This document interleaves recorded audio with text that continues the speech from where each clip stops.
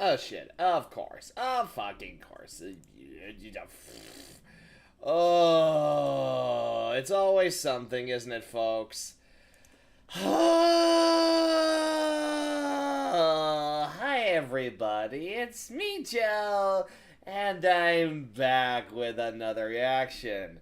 And hang on, let me make sure my volume is all the way up for my mic. And let me move the mic closer to my face so people can actually hear me this time when I do a reaction.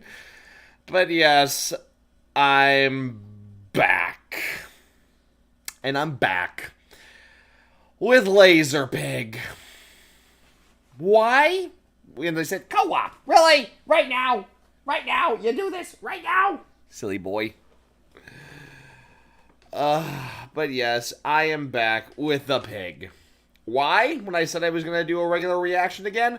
Well, I lost my SD card. Yeah. I have torn this house apart trying to find it, and I can't find it. It is lost to the void. So I had to order a new one, and it's on its way. So hopefully, a regular reaction will be back by Thursday. And as to why my smile is fake... Okay, first of all, yes, I'm aware of the LazerPig drama. I'm not getting into it, hell no. But I am aware of it.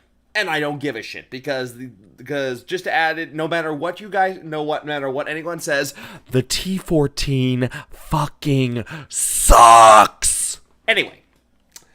But also, we're getting into, the F-35. Oh boy! Now, before we get this video started, make sure you like and subscribe, turn on notifications, follow me on all my social media down below in the description, and if you want to support this channel, there's a little join button somewhere around here or something that'll let you join my channel, and if you see Pwn-E8's cool little, star badge right next to him, you get that if you become a member. Anyway, yeah, we're doing this. The F-35. Definitely a very controversial aircraft. Now, at the first, even I believed the F-35 was a piece of junk. However, in later years, through research of my own, I discovered the F-35 is actually a pretty decent fucking aircraft. So, I am going to guess Pig is going to talk about the people who think it sucks. Oh, why are we delaying the inevitable? Let's just get this started, shall we? Let's see what Pig says. Let's get this video started in 3, 2, 1, and let's go. And now I'm doing this sober. To my own detriment. Alright, so there were some funding and development issues with the Osprey. The military? Yes, incredibly. Sometimes military procurement isn't that good. Just keep making the A-10, okay? That's all I'm asking. It's doing its job. We don't need the F-35 to do it. Just keep making the A-10, okay? That's really, you're bringing Eddie in on this? Its job. We don't need the F-35 to do it. Oh boy. I have started to realize that when you're talking about modern warfare, and in particular the weapons and machines of a modern warfare, the average person who wants to talk to me about it with their scruffy beards and their cardigans and their vacant stares, even if they have a keen military interest, know as much about it as they do the female orgasm. Oh! Which is not much, and some even... So we're starting off strong. Okay. So yeah, number one, we already know the A-10 is not all it's cracked up to be. Okay, let's just say this, because I saw Tribal, you said, the F-35 is the worst buy for Canada. I am sorry to say this. I like the F-35. I think it's a very good, very decent aircraft. Is it perfect? Hell no. Is it good at its job? Hell yes.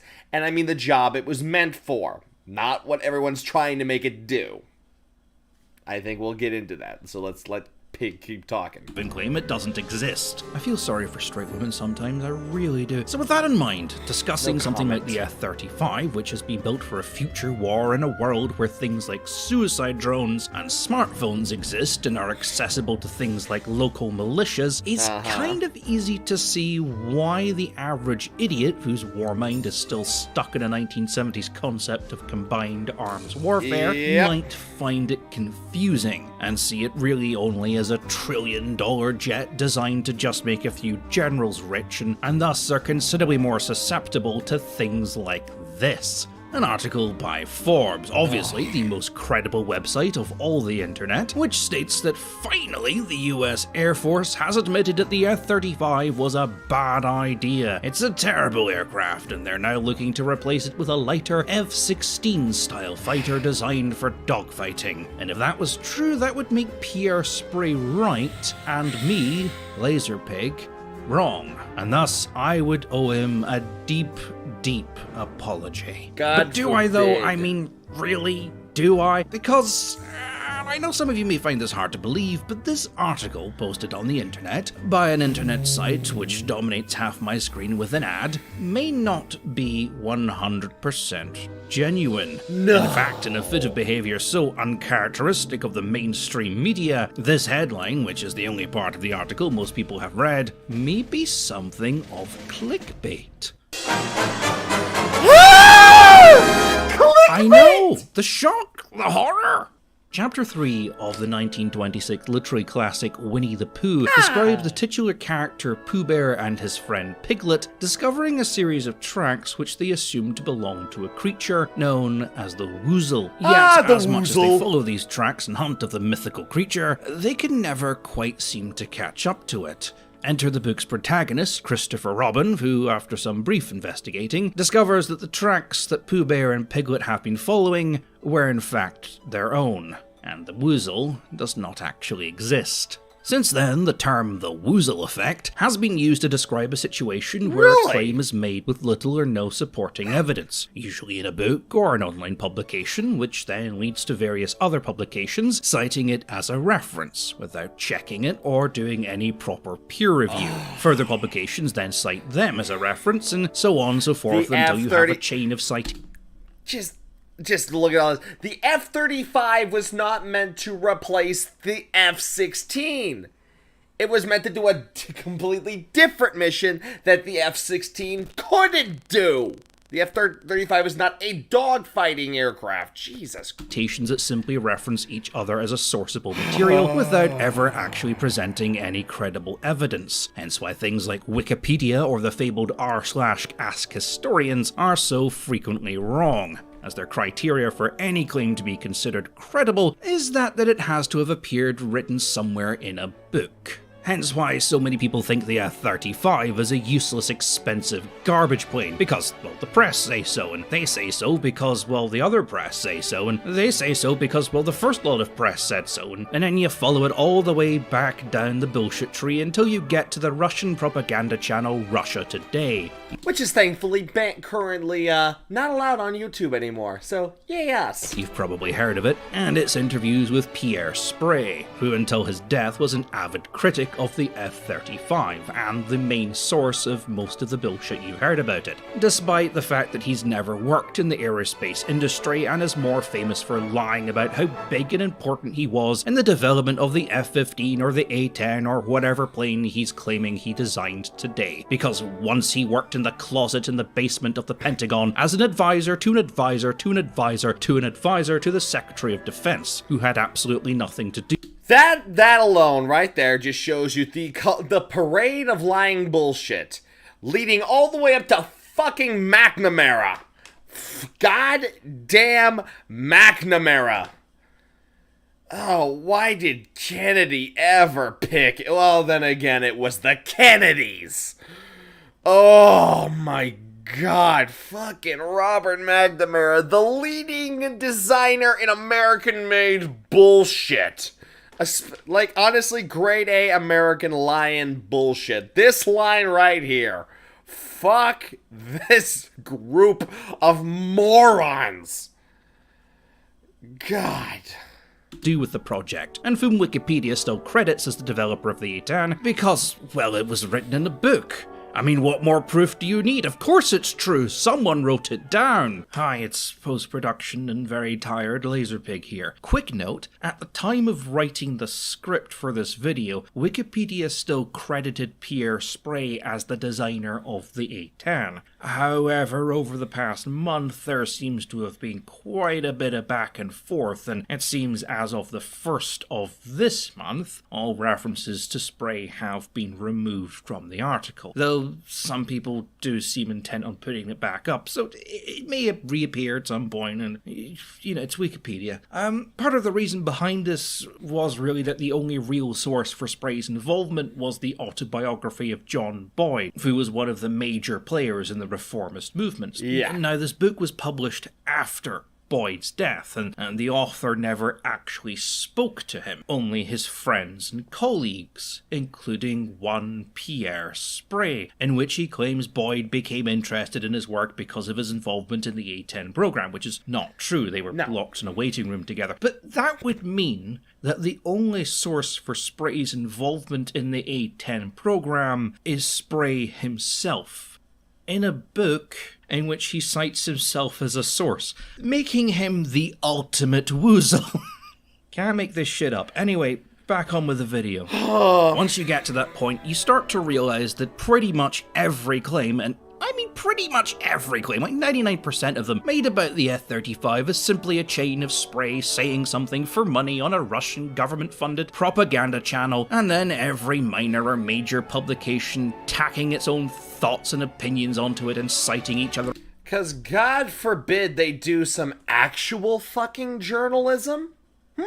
It's almost as if they're trying to, it's almost as like almost every single media and press network is simply doing the barest possible work so they can just basically have their get as much money as possible so they can go on these on these absolutely worthless shit just to show off to each other. Man, maybe they should actually do some legitimate journalism nowadays. Instead of just copy and pasting everything they do. I'm a bit salty at these guys. Can you tell?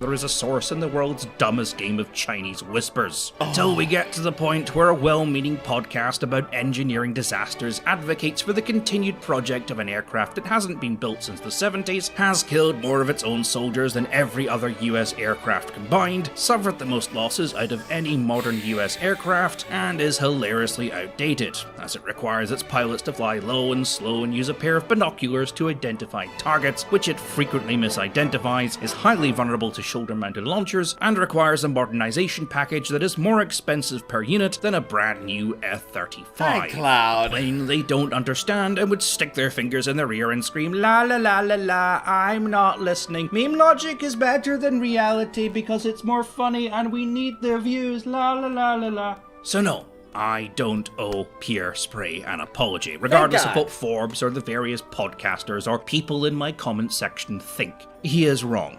F-35 good, A-10 still questionable if it was ever effective to begin with, and is generally only remembered fondly by people because big gun go brrr. Please continue to write that in the comments, it only gets funnier after the 600th time. But let's say you're not me, you're Sebastian, the average femboy that infests my Discord. W is just a regular— Hey! God damn it, shut the fuck up, pig! guy in your programmer socks, spot a woozle in the wild. How do you know when media bias and lazy journalists have wrapped you up in their little tentacles? Well, buckle up, boyo, for I have a question for you. Has this ever happened to you? What is that? What the hell is this? Welcome back to Piggy Springer. My son saw a swastika and now he's gay. Wait, what? My son saw a swastika and is now gay! Mom, I told you I'm 24 now. I just want to go out and drink beer. What has America done? Hi, Hi, I'm LazerPig. By day, mild-mannered pig-shaped fuck? human, but by night, equally as useless, but, you know, more drunk. We've all been in that situation where we've been forced to return to the nest for the holidays and be confronted by the entire family who you never talked to. Oh, Your boy. grandma makes a vague, racist comment about people with blue hair. Your mum tries to defend them out of embarrassment because she took an online class in wokeness. And your dad picks up the newspaper and says the whole thing has something to do with 5G or trans people or single mothers or barcodes or whatever the media is trying to make us all blame so we don't have to take personal responsibility for our actions. It's Oh boy, I am dread. Oh, you want to know the worst thing about my house right now, my new house, is that I actually got the big. So basically, my parents gave me a lot of leftover furniture that they just didn't use anymore, which is actually pretty good. It's actually pretty decent furniture. But in all that came a very long, large table. So when I first got this house, I was immediately volunteered to host Thanksgiving this year. Oh boy, I'm in trouble! Oh, and I know. Now, fortunately, my parents are nothing as what LazerPig described. However, I do have some family members that are, not naming names. But yeah. And I am definitely somewhere on the spectrum of, oh, please, can't we all just get the fuck along? I'm a person who literally just says, I don't care who you are, just make sure whatever you're doing is not illegal, don't hurt any kids or animals, and you're good in my book.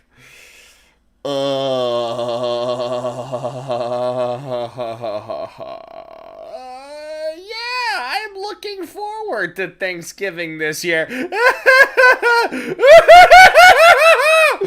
Let's get back to the F-35 before I truly lose my mind. It's not your fault. It's never your fault. It's them. The other people. The liberals, the gays, the neo-Nazis, boomers, capitalism, communism. I don't know, whatever. Try all of the above. It's all your fault. It's everyone. It's your fault. It's my fault. It's your fault. It's all of our faults. Why? Because humanity is screwed up.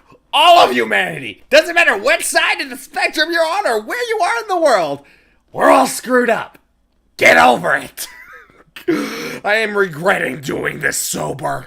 Only when we finally get rid of all of these people can we get back to normal and you get your just reward. Even if deep down, you know they'll just find a new enemy to distract you with, because as long as you're scared and angry, you'll keep buying newspapers, or subscribing to news services, or just clicking articles because of their catchy clickbait titles that trigger that deep emotional scar you have locked in your brain that causes you to be halfway through thinking about the comment you'll post before you've even fully read the title that you'll share with all your dumb friends on Twitter like you fucking know anything. Now look down.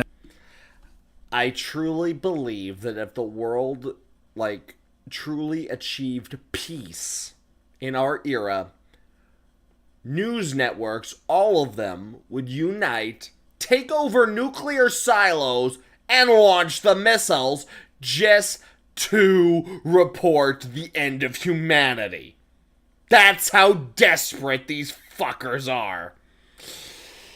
Yeah, I don't watch a lot of news. Mainly, I don't watch news. I watch people. That's what I watch. That's how I get my opinions. And I will admit, it's not an exact science. It's something I'm still working on. But let me tell you something. It's a little bit more reliable than, say, anything that the fucking TV is showing. At your filthy, disgusting hands, gaze into your broken mortal soul and ask yourself the question, there has to be a better way. Is there? Hi, I'm LazerPig. Do you wish there could be a better way? Well, now you can. I'm here with ground news. Don't let the name fool you. It has nothing to do with the ground, sadly. You are not newsworthy, ground. Ground News is not a disgusting mainstream media news network, but one of the first non-biased news comparison websites. That's right! With Ground News, you can actually read the news without any of the bullshit. Finally! Manipulative algorithms? Gone! Media bias sucks! Echo chambers and confirmation bias? What even is that? And it was founded by a former NASA engineer, making her more qualified to talk about the F-35 than Pierre Spray. Ground news. Not only is every article sourced, it also estimates agenda bias on topics based on who else is covering them, with these handy little French flags. So you know if stories are more biased towards the left or the right or the center depressing part. It even highlights potential media blind spots, letting you see what the man is trying to stop you finding out. Ground news. It will even tell you your own media bias based on what you read, or with their free online quiz. But best of all, there are no judgments. No one's trying to manipulate you to one side or the other. It's literally just about transparency. They just want you to read the news. Ground news. I'm so excited about ground news. I sawed this boat in half. Why? And repaired it with the power of news. Ground news. Yes, the Senate elections. I know nothing about what's going on, but with the power of ground news, I can not only check related local news in each state, I can even see who's covering what, and even see news stories that would typically be hidden from me. And all of them are sourced right back to the original articles, making it even easier to spot woozles, media bias, and break out of your cognitive bias echo chamber. Thomas, did you pay for this incredible News. Sign up is absolutely free. It's a website. You can just go look at it and read the news that hasn't been spoon-fed you by some disgusting mainstream media pipe organ owned by some fat-ass billionaire from his home on Pirate Adventure Island. But if you want access to more features like unlimited blind spot feeds, which is actually super useful, factuality distribution, or even if you just want to support this tiny independent team who is honestly doing a great job. I mean, how many neutral parties can you name that actually commit to remaining objective, especially news sources? Then prices start from 83 cents a month. 83 cents.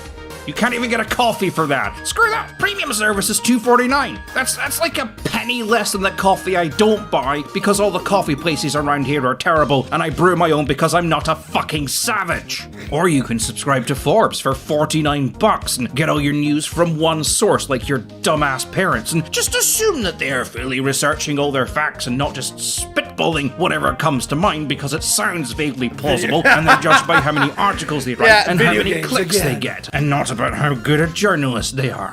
Ground news. Click my link in the description to begin your journey of news and get newsing with ground news. It will change your goddamn life. Especially if you're that one guy in my Discord who said these magic words. I read InfoWars. I keep myself educated.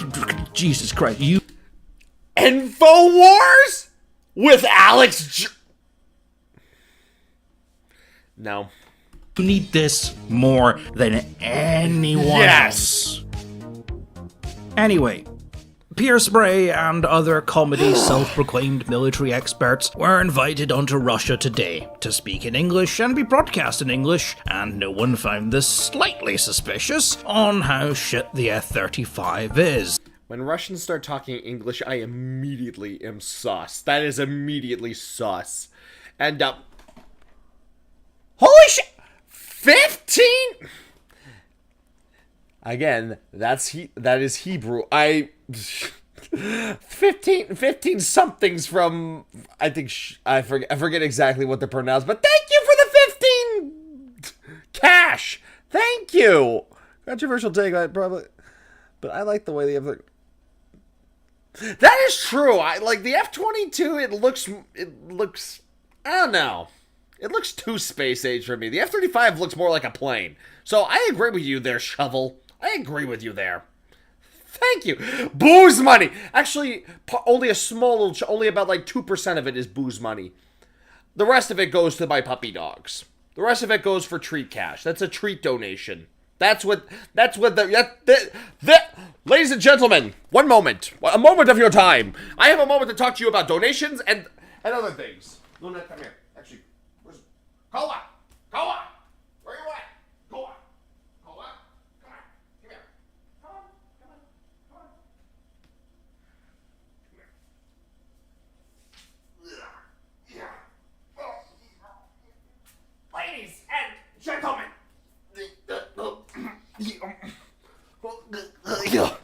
ladies and gentlemen of my YouTube channel, this right here, this is what your donations go towards. Both that and my food too. It basically goes to making sure these puppies are well cookied and well fed and well snuggled. Yes, the big white Labrador and the big golden retriever. This is what donations and subscriptions go to. Okay, you're 110 pounds. Oh, God, why did you get so big? Get up here. Get up here. This is your spot.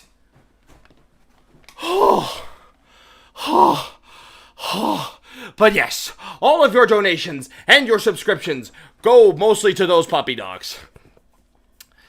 Treats, dog food, my food. Though frankly, I think they eat better than me.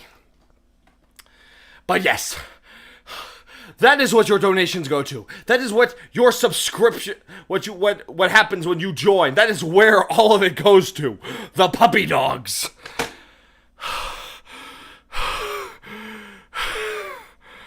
Whew. Yes, if you want to keep supporting this channel and my doggos. Actually, the best way is not through donations, though they are heavily appreciated, and I thank you all so much for them. You guys make me feel like I'm actually doing something in this world. But honestly, if you want to truly support this channel and give the puppy dogs cookies, right down there, there's a join button. And plus, you get a cool little badge. Look at Pony 8. He's a member, and he's got all those cool badges that let me know who he is. And you also get your name at the end of this video. Well, at the end of my regular reactions, until I figure out how to properly put my outro into this stuff. I'm close. We're figuring this shit out. Woo! Tribal, I'm a YouTuber. Anything helps. Anyway, let's continue on with all this spray bullshit. Fuck, thank you for staying here for the ad of me. And since then, we've had a collection of blog posts, Twitter accounts, and various web news sites that all continue to propagate the same rhetoric without ever actually checking if it's true. Say it with me now. The F-35 cannot maneuver, and it cannot carry missiles, it's really expensive, and it cannot defeat the nasty scene in a dogfight, and it costs over $1 billion. It can't. Of course, it's all just a woozle. Spray cannot back up anything he ever said, and would often refuse to do so, and when he did, his source was, well, himself, and the qualifications and experience he pretends to have, and projects that he had nothing actually. Okay, another TED Talk time, or Joe Talk in my case. The F-35, actually, the more research I've done, the more I've come to realize that the F-35 is basically, it's not a modern-day dogfighter. It was not meant to be. I think when somebody was building the F-35, they were thinking more along the lines of the Mosquito. I'm talking the de Havilland Mosquito from World War II. Let me tell you a little story. Story time! The Mosquito, in my opinion, was the best British aircraft ever built during World War II. Yes, I know the Spitfire and the Hurricane and the Lancaster and blah, blah, blah, blah, blah. They're overrated. The Mosquito was truly the British boss of World War II aircraft. Why? And it's all because of its thinking. The guys who built the Mosquito basically sat in a room and they thought about it. And they're like, okay, what kind of plane do we need? Let's take a look at it. Well, number one, like, what can we do? I mean, a lot of the German planes are a lot heavier, and we need something. I mean, what could we do? Well, why don't we build a plane that is faster than the... No shit, I did, Tribal. Of course I saw the fat electrician's view on the Mosquito. It was fucking perfect. But yes, they looked at this and said, basically, why not, how about instead of trying to dogfight the German aircraft, why don't we just outrun it? To which they all said, brilliant! That's why they slapped two of the most powerful aircraft engines ever built onto it, made it extremely light, and made it out of wood, because it was also pretty much fucking, like, what do we got? Lots of wood. Do we need to ship it all over from the United States? Hell no, we got plenty of it here. And plus, look at all this labor that is not being used. All these people who know how to work with wood. We could pump out hundreds of mosquitoes. Well, they could probably pump out only a few dozen Spitfires, which is what they did. The mosquitoes were super fast. They were the best strike aircraft. The F-35 is meant to be faster than its opponents and able to sneak away. It's not meant to be a dogfighter. It's a strike fighter. The whole day, honestly, the whole days of dogfighting, we covered this in the A10 video. The days of dogfighting, going up soft with camel, Knights of the Air style, are dead. Dead and gone. It's the era of stealth and the missile. Because missiles today are much better than they were in Vietnam. So stop that whole stupid argument, the lessons of Vietnam. The lessons of Vietnam were, we need to update this shit fast. Which they did.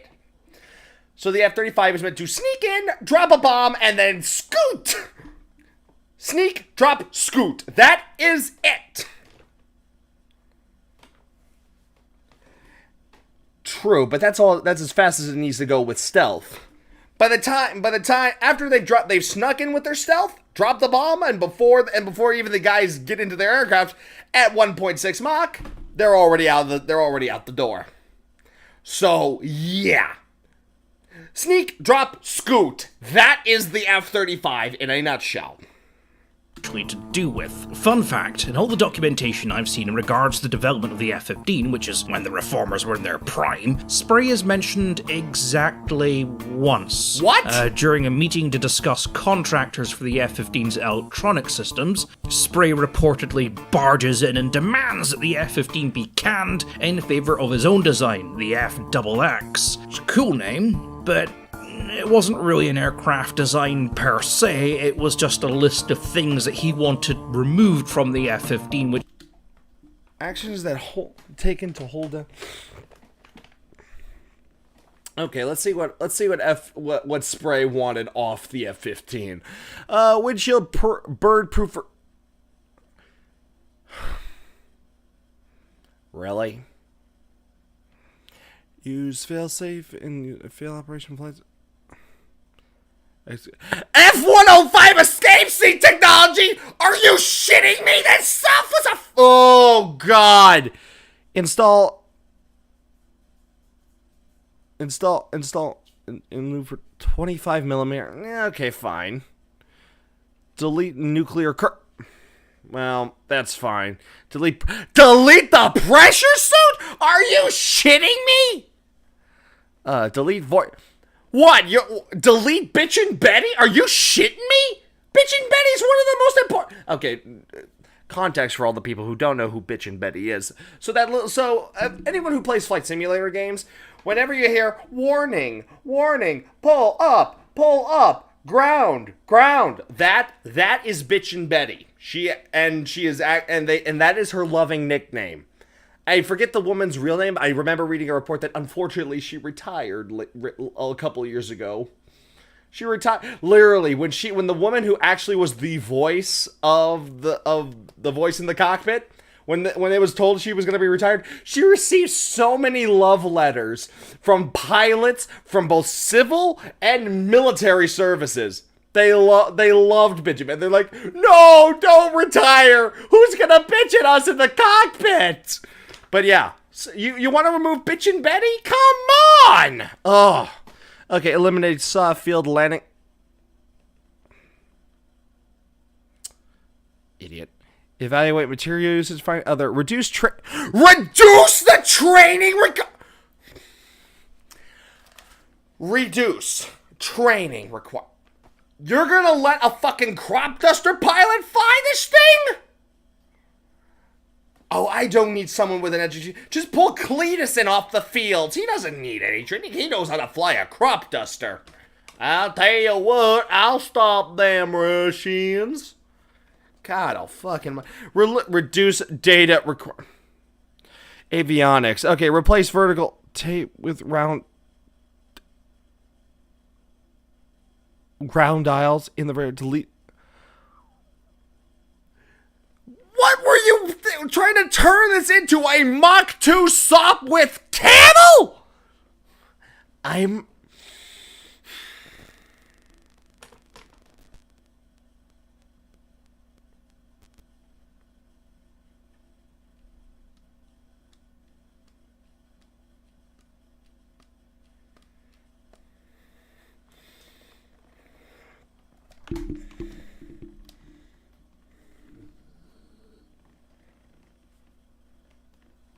One moment.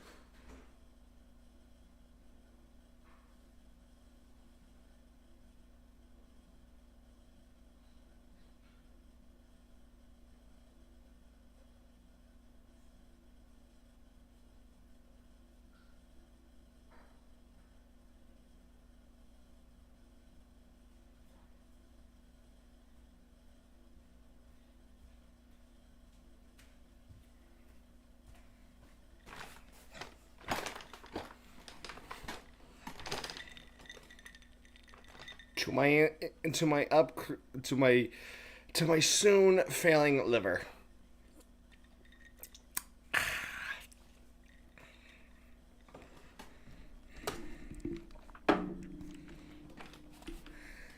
Continue. Which he felt were unnecessary. I'll list what some of these things were. The navigation equipment, the bulletproof cockpit glass, the ejector seat, the bomb and missile racks, or I should just say missile racks, the afterburner, the radar, and the fuel tanks.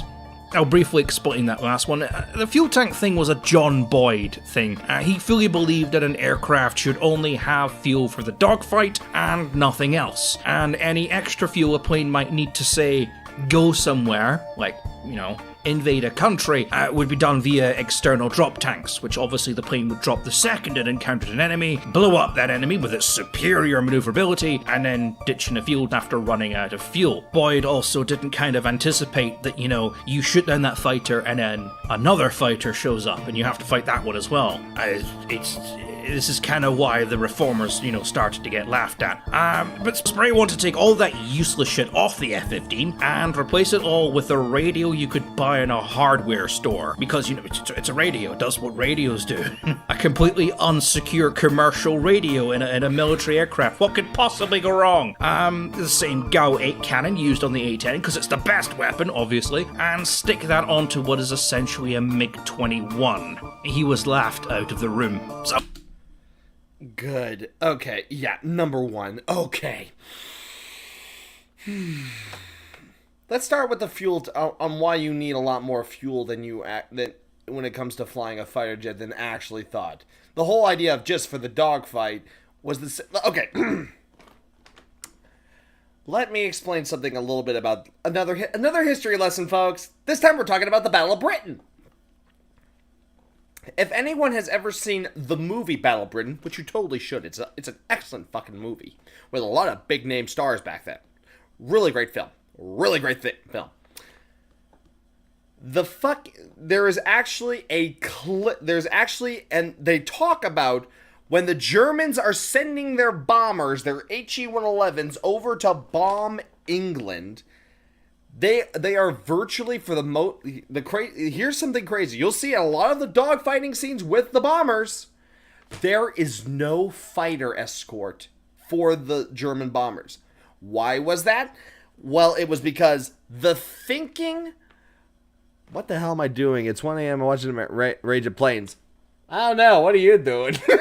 You're here to watch my shenanigans. That's what you're doing at 1 a.m., which I hope you enjoy. Anyway, the German fighters only had enough fuel, and that's even with external fuel tanks, to only really fly their bombers to the coast of England before they had to turn back. So, another big thing that really helped the fucking, British win the Battle of Britain was the fact that the German bombers practically went over undefended. really the main reason a lot of problems we're having that caused the German bombers to get so far into English territory was a lot of issues with the Central Command, because they were trying to figure shit out. But once they figured that shit out, the British basically ruled the skies over England. Really, German fighters didn't get a lot of better fuel tanks until, at least, I'm gonna be nice, and I'm gonna say around 1942, and that's like mid to late 1942. That's when the Bf-109 started getting better fuel tanks, and they also started introducing planes like the FW-190, in my opinion, one of the best German fighter ever produced. But yeah, so having only the fuel for the dogfight, the British weren't gonna come over there. There was an actual fucking order ordering all British aircraft not to go across the channel. That's why the Brits had the advantage. They had the fuel and they had the planes. They weren't sending them over to have and losing their fuel. When they went up with full tanks, and they could stay up there for a long while. Yes, and they kept bombing just civilian infrastructure instead of actual military targets. Well, also to be fair, a lot of their military industry was well out of range of the German bombers in some places. But yeah. Let's continue on with this stuff. Oh, in regards to the Forbes article, no, the Pentagon, the US Air Force, or pretty much anyone else for that matter, has not admitted the F-35 was a failure. The whole thing, if you actually read the article and kind of read between the lines, is about how now the Air Force is seeking a potential replacement for the F-16 to be used as a less expensive trader and patrol craft, and to give pilots their needed air times, well as, perform low-risk missions in times where, using an F-35 just wouldn't really be necessary, while maintaining the same kind of stealth capabilities, as well as use the more modern, up-to-date missiles that are currently under development, but also to sell to Eastern European nations who can't quite afford to buy into the F-35 program, all of whom are now suddenly very interested in replacing their old Russian jets for some weird reason. I wonder why. The ungrounding of this article and the propagation of the bullshit that the F-35 has somehow failed is on the work of one Dan Ward, another proud member of the Reformers. So this is another man who's causing my liver to fail. I'm sending you my medical bills if I ever get them. Do not worry, I'm a responsible drinker. Please drink responsibly. Cult and author of the book The Simplicity Cycle, which obviously gets a plug. And with a book like that, I'm sure you could understand why the existence of a complicated fighter jet might confuse him. The engineering motto of keep it simple, stupid is something that, is a very good lesson to learn for engineers, but basically it boils down to simple things to do simple tasks, i.e. don't Rube Goldberg a machine that is overcomplicated for no reason, like these fucking rechargeable shoes. But the concept of keep it simple, stupid kind of falls apart when you have to apply it to the idea of building a stealth fighter that can operate as an interceptor, ground attack aircraft, bomber, hover, land and take off from carriers, and operate in a hostile environment where things like lasers, drones, and over-the-horizon hypersonic stealth missiles exist, while staying combat. Yeah, keep it simple, stupid. It's kind of fallen out of favor due to modern warfare, because modern warfare isn't like the 1970s combined armed. No, we have things called guerrilla fighters. Gone are the days of armies. Iraq has taught us that.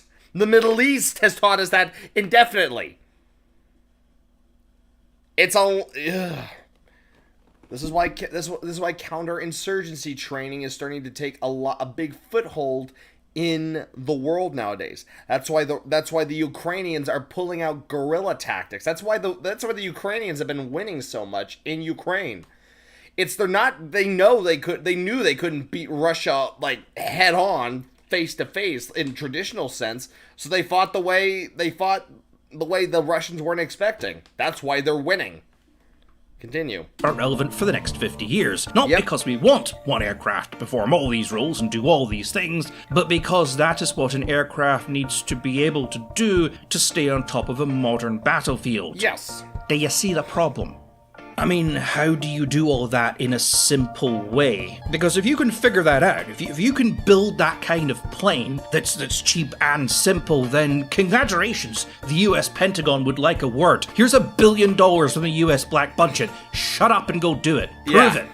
In theory, it's very easy to demand things be kept simple and cheap, but in practice, the world does not quite work like that. And no, it can't be done just by putting bigger engines onto an F-15. You can't just keep upgrading legacy aircraft and expecting it to work indefinitely. No. That's not how anything works. That's like putting a new hat on a dead horse. It's a new hat, yeah, but it's still a dead horse. That said, Dan does make a good point, and he is right. The F-35 is an expensive plane, especially to run. It's a high-end fighter, and if you have limited high-end fighters, you don't want them in places where they are simply being wasted, especially if all it's doing is giving pilots their needed airtime to remain qualified. That role has always been performed by the F-16, which the Air Force stopped purchasing in 2001 and now consider fully outdated. And no, as I said before, it's not easy to just update these things. There is a flip side to making things cheap, and this is where people like Dan Ward have their failings. In his first book, Dan penned the idea of the FIRE system. Fast, inexpensive, restrained, elegant. What? As if style has something to do with combat effectiveness. I think he just needed an E, and he couldn't really think of anything else. I mean... Well, I'm actually kind of a guy that's like, says like, yes, practicality is always nice, but it's always nice to have something that looks good, too. It's always nice to have something that looks good. I mean, and I say that as a practical guy. Like seriously, I believe in practicality. Like, give me a practical weapon over a nice-looking one any day. But even I will admit, like, there are some things I'll go like, it looks nice. So yeah, I can give the elegant a little bit, especially with planes, because I mean, what are you gonna put on recruiting posters? You gotta put something on recruiting posters. I mean, come on. Anyway, what else you fast and expensive, restrained.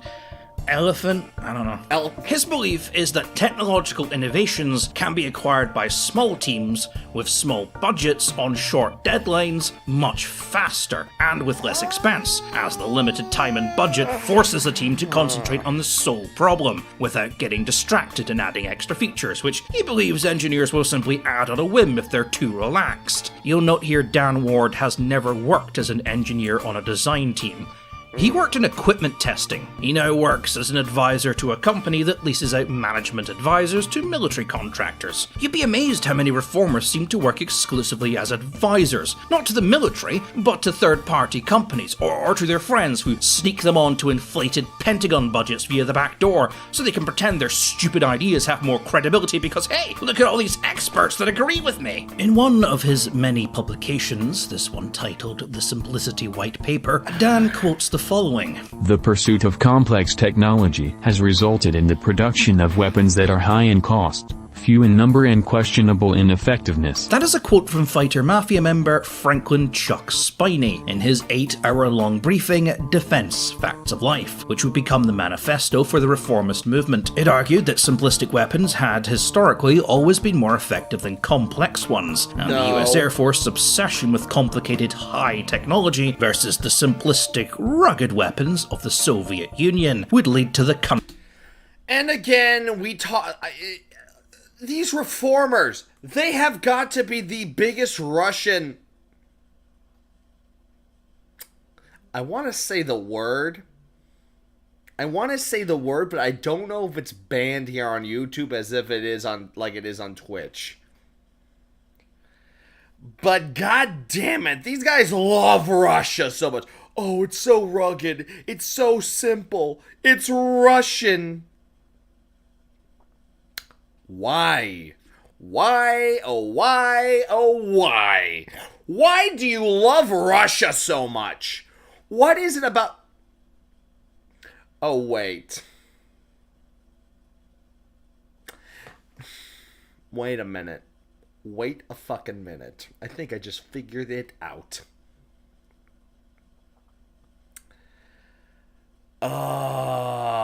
Like I said, I'm a responsible drinker. There is there is alcohol in this, but it's mostly ice and water. I am a responsible drinker. I want to preserve my liver. I am not that bad. Yes, that's it. But now I think I know why everyone likes Russia so much. If we fans will recall back a couple videos ago when I reacted to LazerPig's video on the Char 2C, we remembered that French politician who canned the tank project because he wanted to basically put all that money that was going into the tanks to battleships and wine and shoes for prostitutes. And then he went on a trip to Russia where the prostitute shoes were really, really nice. I think I'm starting to figure it out.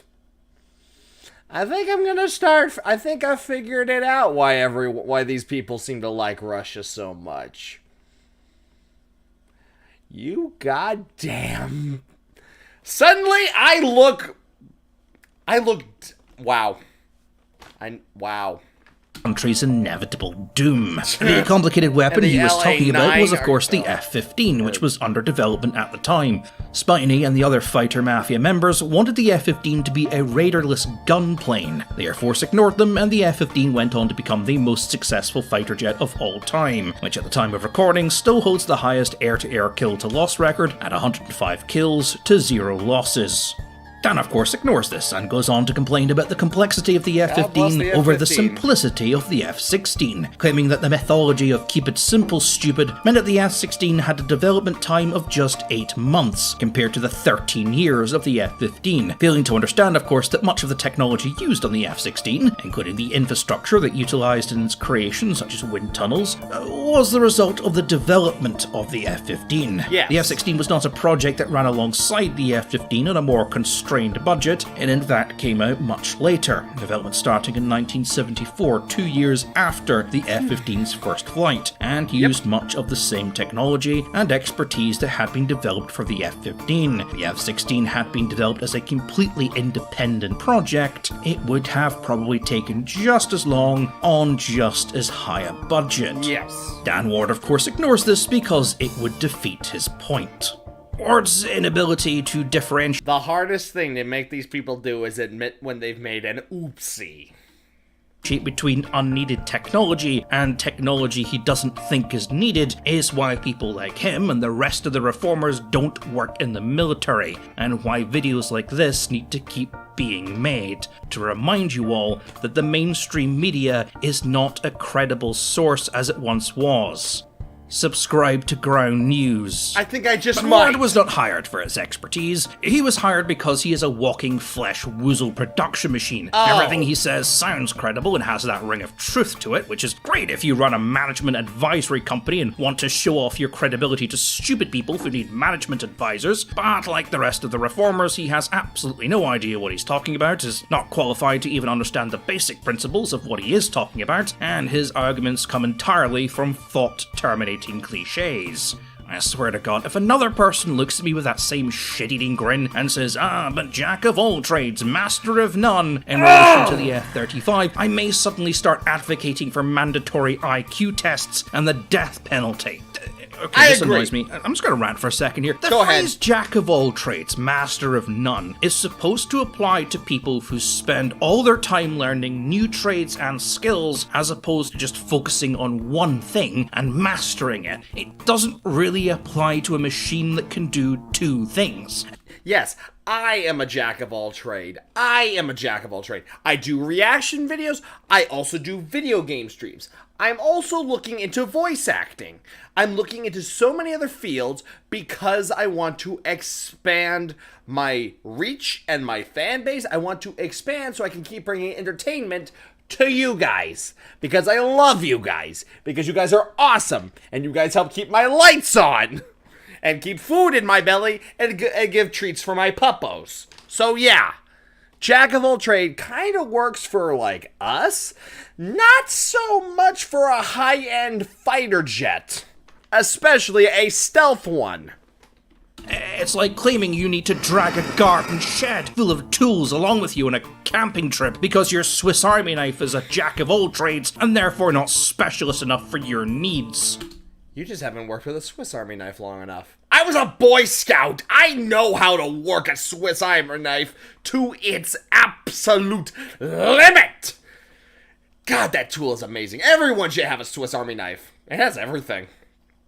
And now suddenly everyone else is pulling straws, and who has to share a tent with you? So when it comes to the you'd be shoved out of F-35 the and ship. refuting the I claims love many fucking make tent. about it, I could tell you how important modern computers, in particular data link, which older aircraft don't have, has become. Or how difficult on it is how to I program feel. jets from the 70s to work with modern missiles, which is the Today equivalent it's of wrong. trying to install an RTX 3080 onto a fucking ZX Spectrum. Oh, Or how God. big a factor stealth has become in recent years, how detection range has become the deciding factor in who wins an engagement, not maneuverability. Yes. How modern-day radar systems have nullified the anti-radar tactics employed by pilots in the Yep. 80s and 90s, even if they still do work in DCS world. How helmet-based systems have meant that a plane no longer needs to point at whatever it wants to target, and how data Yeah, the F-35 has a new helmet system that basically means you can look. Like, if there's a guy right beside you and he's trying to keep an eye on you, all you have to do is turn your head and you can get a lock on immediately. Like, I can only imagine, like, one of those premier Russian aircraft, like the Su-57 or the MiG-33 or whatever they're coming up with nowadays. It flies up to an F-35. I have caught you, silly American, and now you must turn back. And that's just a no you look and just lock on just immediately. Oh my god, that would probably... I cannot wait for that to actually happen just so that great F-35 pilot can scare the piss out of that fucking Russian. Oh, that would be fucking funny as hell. Data link with drones means that aircraft can now fire at targets with missiles as equally as stealthy as they are from over 800 miles away, never showing up on the enemy's radar because they never actually entered the fucking country. I never went to West Point. I was never in the military. I never made it. I never went to college. Well, I went to college for a while, but then I left because it wasn't really worth it. I wanted to save my money so I could live and not have student debt. But yeah, I am never went to West Point. Never had the grades for it. In any future war, swarms of aircraft will fight battles, never having seen their opponents. Eyes almost entirely focused on a computer screen, information sent to them via systems on board drones and AWACS systems hundreds or often thousands of miles away. And the destruction of those systems will take priority over enemy aircraft. But that doesn't sound cool. It doesn't bring the image most of us will see in their mind of World War III, the dogfights, etc., what is known as the Top Gun factor. So it's kind of almost dismissed that this is reality. Instead, the ego accepts the possible of the fantasy and tries to justify it through references to past wars and the various buzz pieces and headlines that they know about, and forget that the Korean War and Vietnam were over 60 years ago, and thus the lessons of Korea or the lessons of Vietnam, that the gun always beats the missile, bullshit, the maneuverability of old Russian jets, etc., are now all completely irrelevant. Yep. Because modern war, that shit's complicated. It's easier, far easier in fact, to think that all the old fighter mafia bullshit from the 70s and 80s is still relevant, because that's easier. And that we should judge modern fighter jets on 60-year-old standards against jets that were built for a completely different style of warfare. It's easier to sit back and think that military procurement is a circus designed to channel taxpayers' money into a general's retirement fund. Yeah, World War III is not gonna happen like we think it's gonna happen. Like, all the shit that happens in Call of Duty and Battlefield and all this stuff, that's more than likely never gonna happen. Ever. Modern war, in fact, World War III, Tempex says we've been fighting World War III since 2001. Because the entire world is involved in the war on terror, the war on drugs. The wars all over the world, but it's not the traditional sense. It's been proxy. Hell, you could argue that the Cold War was technically World War III, and we're in World War IV. Modern day war, if there's anything we learn from World War II, it's when the big powers start fighting, everybody dies. Millions. And I'm not, hell, more than millions. Billions. So unfortunately, their unfortunate fucking solution, is proxy wars, which is why instead of, like, for the most part, instead of sending Humvees and other shit to conflict zones, I'm leaving Ukraine out for right now. But instead of sending, like, tanks and IFVs and other shit to other conflicts all over the world, we sent fucking upgrade or pallet packages for fucking Toyotas. Like, seriously. The war has changed significantly. Nowadays, all you need to do is know how to weld a bunch of metal to the back of a fucking Tacoma and put a machine gun there. That's what you need. Or a rocket launcher. Or an anti-tank gun. Or a recoilless rifle. Or, in the case of the fucking vampire, a fucking laser-guided missile system to the back of a fucking Toyota. Toyotathon just got fucking spicier since the Cold War. But it's literally, it is so much easier to send up, like, packages to equip guerrilla forces nowadays. It's a lot, modern war in the future, and the future world war, if we're not already in it, is a lot different. Modern war has turned into a chess game. Back in the day, it wasn't a chess game. That was a fucking myth.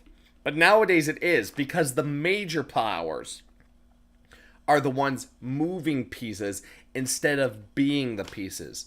Russia does not want a war with us. China doesn't want a war with us. America doesn't want a war with anybody. It's a lot safer for their own citizens in some cases. I mean, Putin is, but it is a lot different.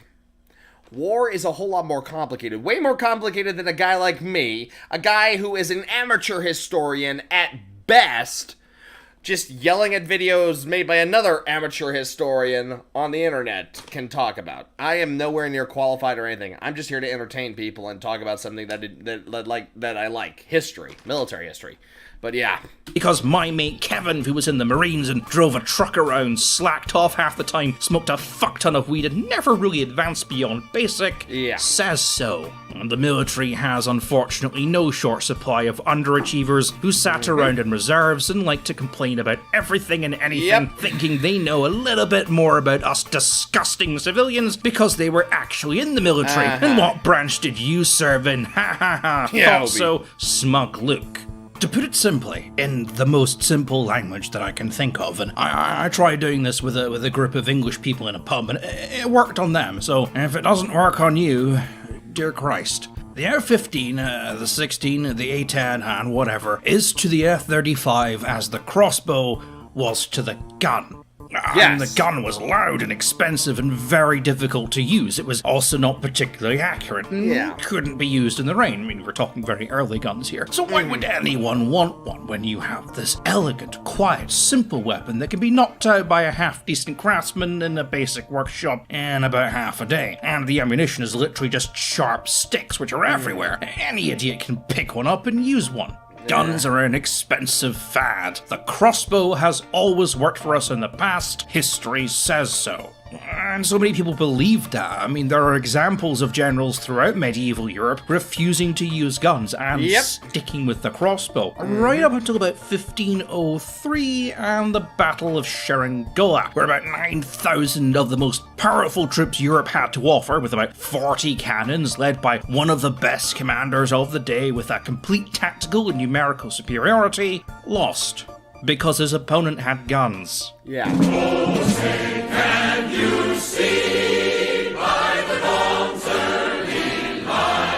In spite of all their apparent drawbacks, guns could do what crossbows couldn't, which was penetrate heavy armor. And, like, cover and even shields. It made the concept of armor and shields completely obsolete, which is why armies around this time kind of stopped using them. And there are numerous examples of this happening all across the world. Guns had changed the face of war, and heavy armor and swords and crossbows, the old ways, just didn't work anymore. This was the Dreadnought effect, something I've spoken about before. A will period get to of that video transition eventually. where a single new invention changes the rules of warfare to a And point Sharp, where one of my favorite established series. conventional wisdom no longer applies.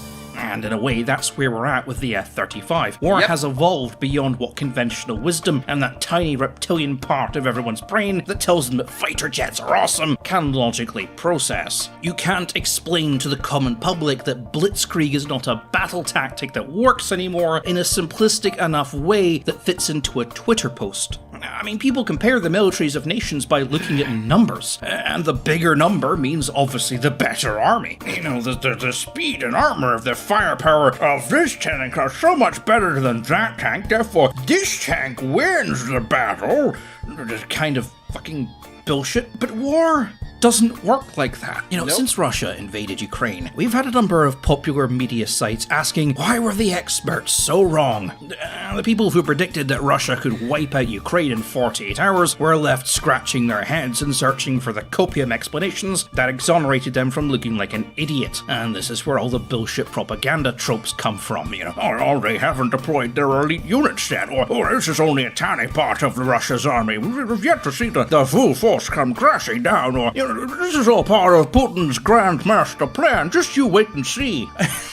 Etc., etc. Because Russia's numbers are bigger than Ukraine's, so logically they should be able to win, and they aren't, and this is confusing for them. And what these articles never really seem to consider is that the answer is not that the experts were wrong, it's that the experts, or the experts they were listening to, were not actually experts. The term military analyst is not a legally protected term. It's not like doctor. It's more like economist. You know, any asshole can start calling themselves one and fart out a vaguely plausible opinion on the current situation. Real experts, the real analysts, and the Russian studiers, and people who actually knew what they were talking about, knew this was all going to happen from day one. And many said so, but they were ignored because they offered complicated explanations to a very complicated situation. The reformers, meanwhile, the pretend analysts, like people like Spray and Ward and whoever else, who like work or worked in third-party advisory companies and sell tickets to lectures, are not experts in military analytics. They are salesmen. They sell simplicity. Keep it simple, stupid, means keep the explanation simple. They should have just waited a couple more years, then they could have been selling upgrade and weapon kits for Toyotas, and they would have been fucking rich. This is what they should have been waiting for. They should have said, you know, these fighter jets, selling fighter jets to the U.S. military isn't going to get us a lot of cash. Why don't we sell all these like machine gun kits and rocket launcher kits for Toyotas in Botswana or Serbia or whatever fucking nation's at war yet? There is the fucking money for military hound dogs. There you go. Go get them. That would have made you fucking rich. It also would have made you even bigger scumbags than you already were. But hey, you know what? Whatever. Short enough to fit on a headline, and simple enough that even the stupidest person can understand it, so that they can have something to discuss around the water cooler to make them, you know, feel smart again. It doesn't matter if by the time it's gone through that simplification process, it's technically wrong, which is something called hypernormalization. Don't look it up, it's extremely depressing. What matters is that you can sell that idea to the public, and the public love simplicity. They love being able to have an opinion on something without having to be bogged down by the harsh complications of reality. And newspapers, well, they love to sell you that shit. They're selling you opinions that you can redress as your own with absolutely no effort. Simple explanations, which mean you don't have to think too hard, so you can get on with your busy life without letting any of the real problems bother you as you and Cassandra meet for lattes that afternoon to discuss those World War I trenches you call eyebrows. And because all these oversimplified explanations are all technically wrong, the same newspapers can throw all that shit at their rivals by fact-checking their explanations. And because those other people got it wrong, well that means we got it right. Because as we all know, there are two sides and only two sides to any story. Again, ground news. They don't want me swearing, but for fuck's sake, it's the price of a cup of coffee, and they will literally point out media narratives to you. Just do yourself a favour.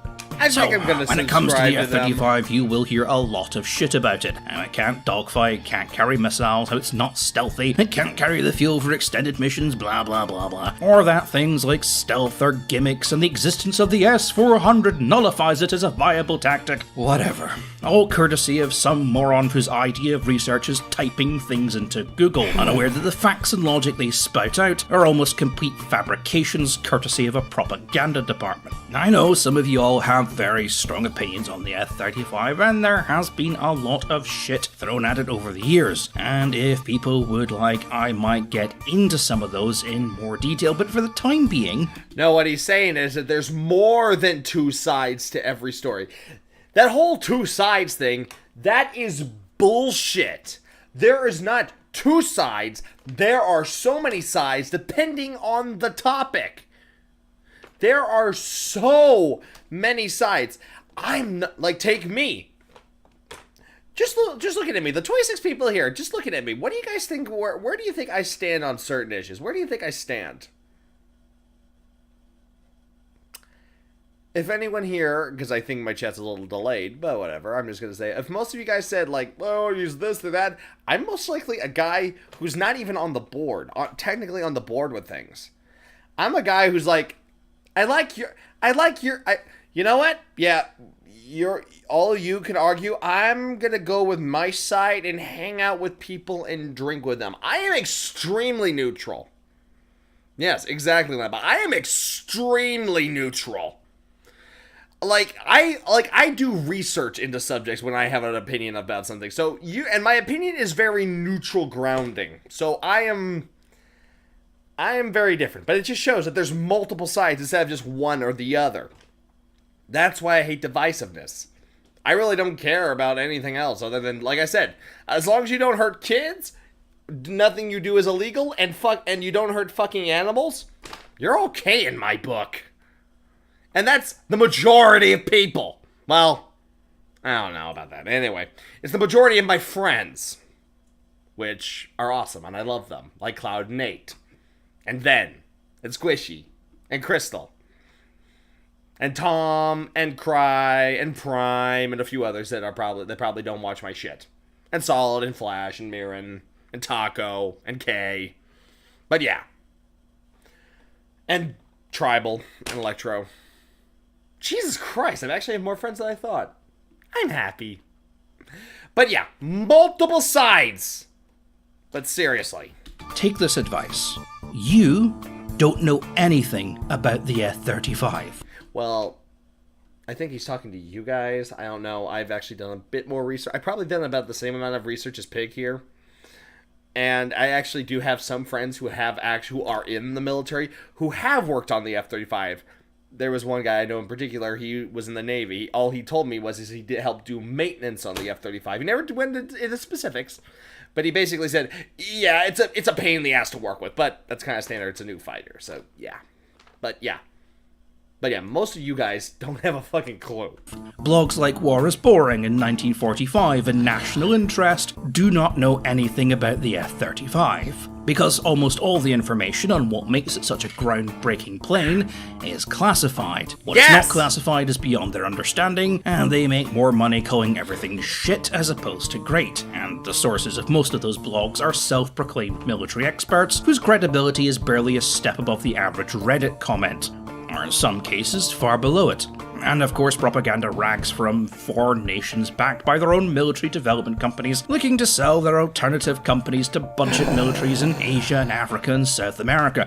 Don't buy their expensive bullshit, buy our expensive bullshit. It's so much more rugged and simple, and that's a good thing, trust us. You'll also note that since Russian... Yeah, then why are those same nations, after they buy your cheap shit, Russia, they come to us and they buy upgrade packages for that Russian equipment? It's almost as if your equipment is kind of half-assed and shitty. Propaganda channels suddenly all got deplatformed. A lot of these blogs are now suddenly saying nice things about the F-35, almost as if all their sources on just how shit the F-35 is was exclusively literally Russian propaganda, or that recent events have created a sudden shift in the public's opinion, and all those blogs do is appeal to that opinion rather than state what is factual. Again, ground news. Educate yourself. So no, they don't know anything about the F-35 either. They just spout whatever rhetoric is popular, and half the time they'll just copy each other and never question it until it eventually filters down to people like Blacktail, who quote them as a source because, well, I don't want to just call them stupid, but quite frankly, the evidence is overwhelming. So please, admit that you know fuck all. The technology and tactics of warfare has fully surpassed that tiny part of your reptilian brain that says tanks cool, and please, for the love of my sanity, shut the fuck up about the F-35.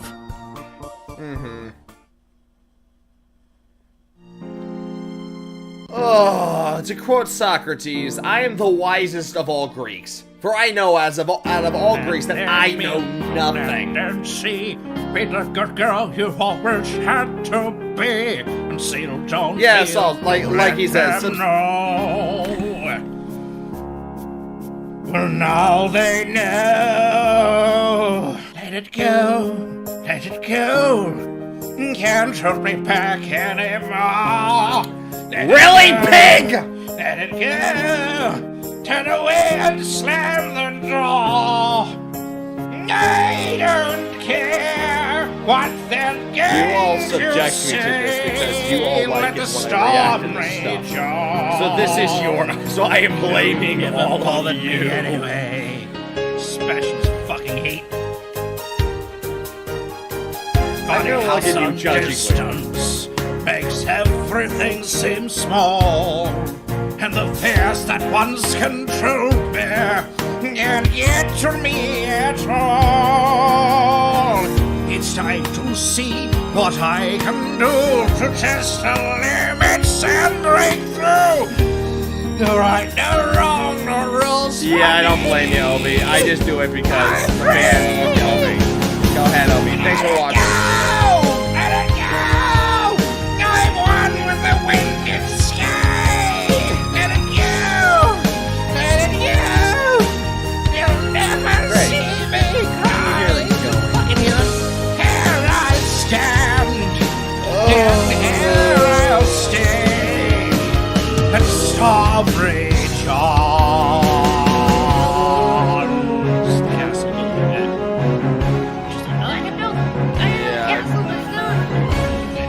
Power varies through the air into the ground. My soul inspiring in frozen fractals. Oh, fuck that Fucking A. The only reason I watch that stuff is to literally appease you people, because I know the second that I cut all this stuff out, you would immediately go, well, what? Wait a minute, you should have reacted to the whole thing. I'm like,